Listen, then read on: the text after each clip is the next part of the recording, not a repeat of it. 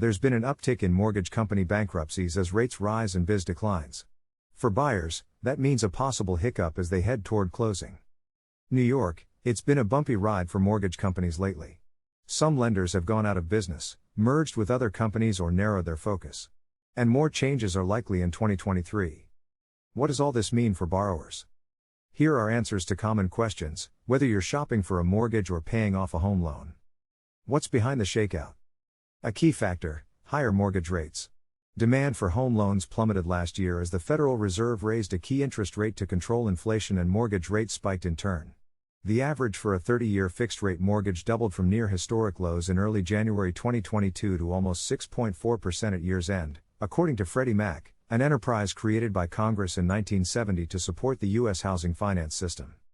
Higher mortgage rates shrink buying power, so elevated rates shut out some prospective homebuyers, already squeezed by popping home prices. And for homeowners who had locked in historically low rates in prior years, the spike removed money-saving incentives to refinance their mortgages. Unless your primary aim is to cash out some home equity, it doesn't make sense to refinance to a higher rate. As a result, fewer people applied for mortgages. Mortgage applications to buy homes dropped almost 40% year over year in the last few months of 2022. And refinance applications were down almost 90%, according to a December Mortgage Bankers Association forecast report.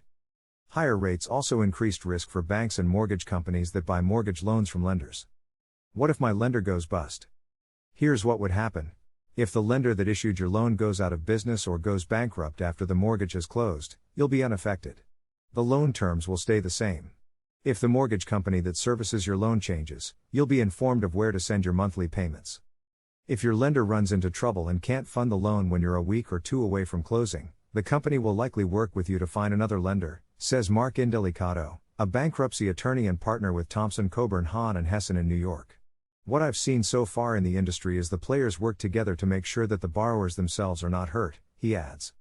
Some mortgage companies have filed for bankruptcy or gone out of business in the past year. First Guaranty Mortgage Corporation announced June 30 that it filed for Chapter 11 bankruptcy, for example.